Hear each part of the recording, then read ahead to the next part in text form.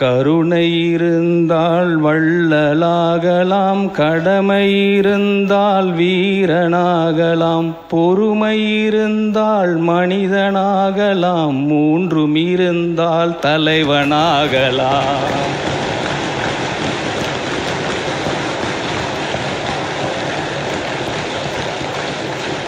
எங்கள் அண்ணன் தமிழ்நாடு முதலமைச்சர், அவரை பற்றி புரட்சித் தலைவர் பாடினதுக்கு ரொம்ப சந்தோஷம். அப்பயே சொல்லிட்டு போயிட்டார் நினைக்கிறேன்.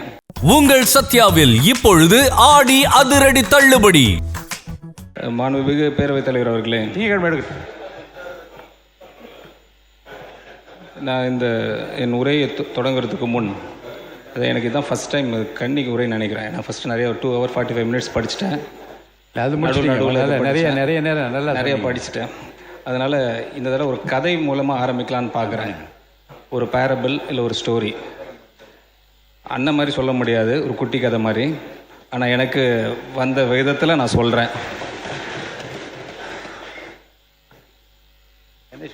அடுத்த இந்த தேசத்தை ஆளப்போவது யார் என்று ஒரு போட்டியை வைத்திருக்கிறார்கள் ஒரு பெரியவர்.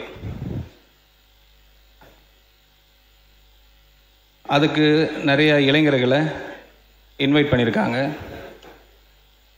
எல்லாம் வந்த ஒரு பெரியவர்கிட்ட வந்து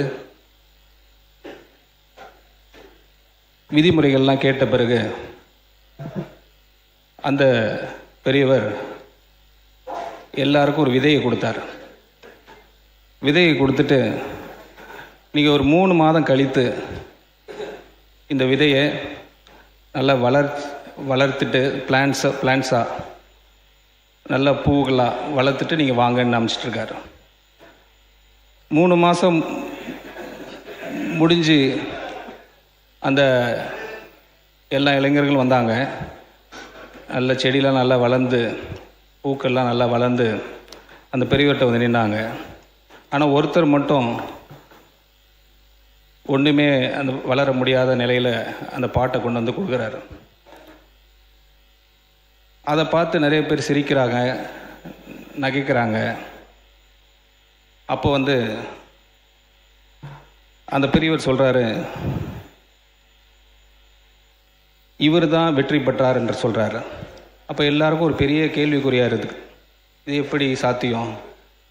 நாங்கள் எல்லாம் வளர்த்து கொண்டு வந்திருக்கிறோம், செடி கலராக வளர்ந்துருக்கு, பூக்கள் க்ரோ ஆகிருக்கு, பட் இப்படி இவர் சொல்கிறாருன்னு சொல்ல பார்த்து அதுக்கு அந்த பெரியவர் சொன்னாராம், நான் விதை கொடுத்தது வந்து வேக வச்ச விதை. அது ஒரு நாளும் முளைக்கவே முளைக்காது.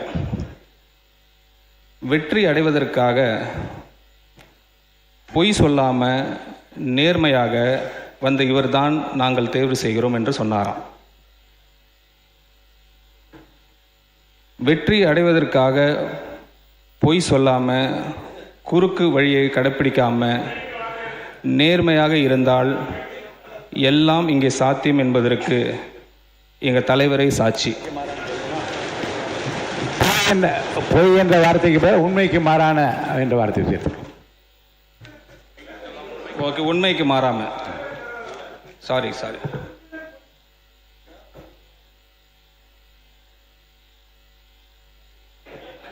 மைக் கொடுக்க. மாண்பு உறுப்பினர். பேரவைத் தலைவர் அவர்களே, இந்த பேரவையினுடைய மரபுகளின் அடிப்படையில் பேரவையில் ஒரு உறுப்பினர் பொய் சொல்கிறார் என்று தான் சொல்லக்கூடாதே ஒழிய பொய் என்ற வார்த்தையே பயன்படுத்தக்கூடாது என்பது அது அல்ல. அப்படி என்றால் இங்கே இருக்கக்கூடிய தெய்வப்புலவர் திருவள்ளுவர் சொல்லியிருக்கிறதை போல பொய்மையும் வாய்மை எடுத்த புரைதீர்ந்த நன்மை வயக்குமின்னு ஒரு குறளை நான் சொல்கிறேன்னா இதில் பொய் என்ற வார்த்தையை ஒன்றே எடுக்குன்னு சொல்ல முடியுமா? இல்லை. அவை விதியின்படி ஒரு உறுப்பினர் பொய் சொல்கிறார் என்று தான் சொல்லக்கூடாதே தவிர பொய் என்ற வார்த்தையே பயன்படுத்தக்கூடாது என்றது கிடையாது. அதனால் அமைச்சர் அவர்கள் சொல்வதிலே அதில் நீக்குவதற்காக எதுவும் இருப்பதாக நான் கருதவில்லை. Thank you sir, thank you. சொல்லுங்கள் என்ன சொல்லுங்கள். மாண்புமிகு முன்னாள் முதலமைச்சர் எடப்பாடி பழனிசாமி. மாண்புமிகு பேரவைத் தலைவர்களே, கடந்த காலத்தில் எடுத்து பார்த்தீங்கன்னா பொய் என்ற சொல் அவையில் இருக்கக்கூடாது என்பதற்காகத்தான் உண்மைக்கு மாறாக என்ற சொல்ல பயன்படுத்தினோம். நாங்களும் எதிர்கட்சியாக இருக்கும்போது அப்படித்தான் இருந்தாங்க. பொய் என்ற வார்த்தையெல்லாம் நீக்கினாங்க. அதனால் ஏற்கனவே இருக்கின்ற மரபை தொடர்ந்து கடைபிடிக்கலாம். மாண்புமிகு நிதி அமைச்சர் தொடர்ந்து பேசலாம் நீங்கள். Thank you sir, thank you.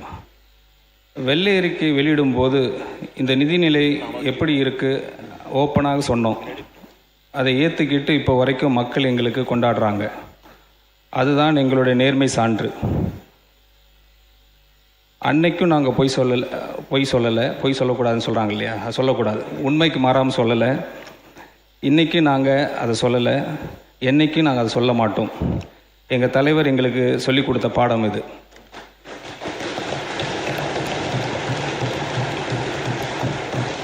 புரட்சி தலைவர் எம்ஜிஆர் அவர்களை பற்றி நான் பேசியே ஆகணும். அது காரணம் இந்த சபையில் எனக்கு இப்போ தான் ஒரு சான்ஸ் கிடச்சிருக்கு. ஆக்சுவலாக மோர் நியூமரிக்கல் நம்பர்ஸாக எனக்கு கொடுத்துட்டாங்க. அதிலே நான் படித்து அதே சொல்லிகிட்டு இருந்ததுனால இப்போ நான் சொல்லி ஆகணும். ஏன்னா அவரோட அரவணைப்பில் வளர்ந்தவர் தான் என்னோடய காட்ஃபாதர் திரு ஜேபிஆர் அவர்கள். அது இங்கே இருக்கிற சார் வேலு சாருக்கு நல்லா தெரியும். அவர் என்னை டிஃபெண்ட் பண்ணியிருக்காரு ஒரு கட்டத்தில் நேற்று. Thank you sir. அது மட்டும் இல்லாமல் இங்கே திருவாரூர் சட்டமன்ற உறுப்பினர் பூண்டி கலைவரன் சார் இருக்கிறாங்க. அங்கே ஆப்பை பால்ராஜன் தெரியும். ரைட். சரி, அந்த வழியில் வந்தவங்க நாங்கள் கிட்டத்தட்ட 87க்கு அப்புறம் நாங்கள் இந்த அரசியல் பக்கமே வரல, ஒதுங்கியிருந்தோம். ஒரு 30 ஆண்டு கழித்து ஒரு வாய்ப்பு கிடச்சிது தலைவர் மூலமாக. தலைவருக்கும் ரொம்ப பிடிச்ச தலைவர் புரட்சி தலைவர் எம்ஜிஆர் அவர்கள்.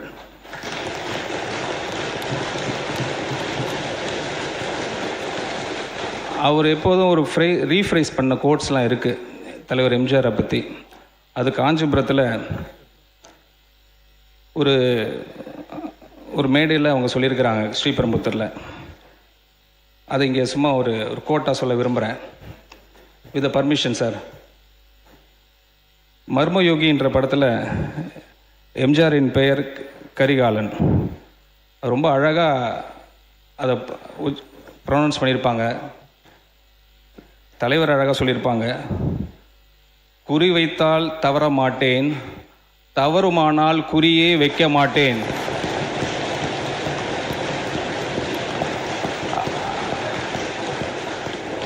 அதை ரீட்ரெண்ட் பண்ணி அதை சாதித்து காட்டினவர் நம்ம தலைவர் தான்.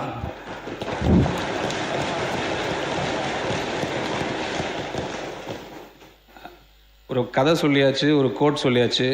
ஒரே ஒரு பாடல் மட்டும் பாடிடுறேன் புரட்சி தலைவர் நினைவாக, வித் யுவர் பர்மிஷன்ஸ். கருணை இருந்தால் வள்ளலாகலாம், கடமை இருந்தால் வீரனாகலாம், பொறுமை இருந்தால் மனிதனாகலாம், மூன்றும் இருந்தால் தலைவனாகலாம்.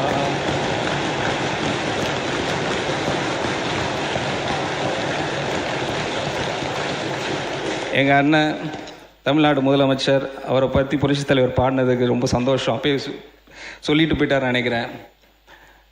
இந்த நிதிநிலை அறிக்கை ஒரு பெரிய ஒரு சப்ஜெக்டு. அது எனக்கு ஒரு பொறுப்பு கொடுத்து மாண்புமிகு முதலமைச்சர் எனக்கு சான்ஸ் கொடுத்துருந்தாங்க. அது ஸ்டார்டிங்லே நான் சொல்லியிருந்தோம்.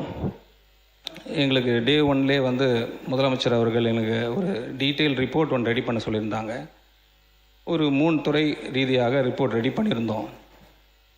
அது அவங்க டேபிளில் இருக்குது. அவங்க எப்போ அனௌன்ஸ் பண்ணுவாங்க தெரியல. பட் அதில் சின்ன விஷயங்கள் 2-3 விஷயம் மட்டும் நான் சொல்லிடுறேன்.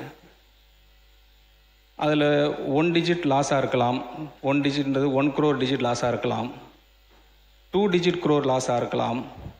3 டிஜிட் crore லாஸாக இருக்கலாம். 4 டிஜிட் crore லாஸாக இருக்கலாம். ஏன் சொல்லப்போனால் 5 டிஜிட் crore லாஸாக கூட இருக்கலாம்.